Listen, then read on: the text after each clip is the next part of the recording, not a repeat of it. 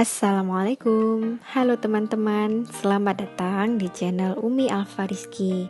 Di video kali ini, saya akan membuat bubur yang enak, lembut, dan tentunya gampang cara bikinnya. Dan ini juga menjadi menu terfavorit anakku. Nah, ini dia bubur sumsum. Yuk ikut aku buat bubur sumsum.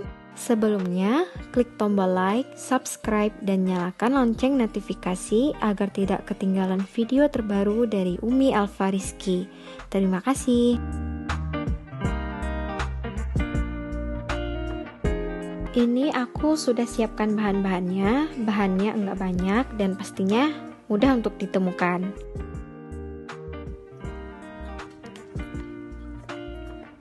Pertama, masukkan santan kental ke dalam gelas ukur sebanyak 200 ml, lalu tambahkan air sebanyak 1800 ml. Jadi totalnya itu 2 liter ya teman-teman.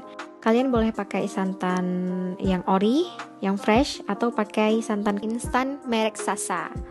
Lalu masukkan santan kental plus air tadi ke dalam panci. Ini aku buat bubur sumsumnya dalam jumlah banyak karena anakku suka sarapan ini, dan selebihnya disimpan di kulkas. Kalian bisa pakai setengah resep dulu ya. Kemudian masukkan daun pandan. Saran aku, daun pandannya dipotong terlebih dahulu agar mudah sewaktu kita mengaduk buburnya. Potongnya nggak usah pendek-pendek kali ya, sedang-sedang aja. Kemudian masukkan 200 gram tepung beras. Lalu aduk secara merata sampai tepungnya larut bersama santan. Kalau sudah merata, baru nyalakan api kompor. Ini sambil diaduk terus ya. Masak bubur sumsum ini nggak lama, jadi diaduk saja terus karena kalau ditinggal sebentar saja, udah mengental di bagian bawahnya. Ini anakku sudah mulai membantu aku mengaduk. Dia senang sekali kalau uminya masak bubur sumsum. Lalu jangan lupa tambahkan 1 sendok teh garam biar ada rasa gurihnya. Bikin bubur sumsum ini gampang dan cepat, hasilnya pun enak.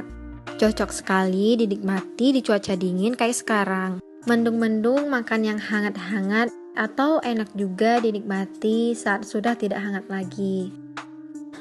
Teman-teman, dukung terus channel ini dengan klik tombol like, subscribe, komen, dan share agar kami tambah semangat mengupload video menu-menu masakan lainnya.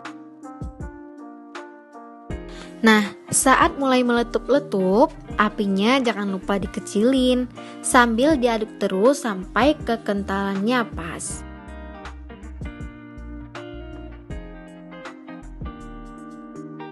Nah, setelah mengental seperti ini, aku rasa udah lembut banget ya. Tinggal diangkat saja dan disisihkan terlebih dahulu. Sekarang kita memasak gula merahnya ya.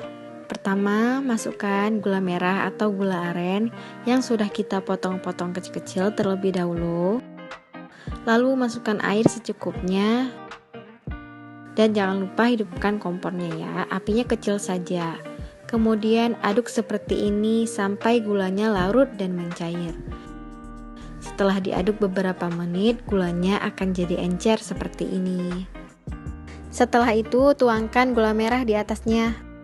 Nah, ini dia tampilan bubur sumsum dengan kuah gula merah.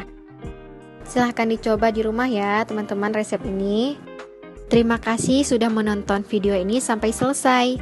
Sampai jumpa di video aku selanjutnya. Wassalamualaikum.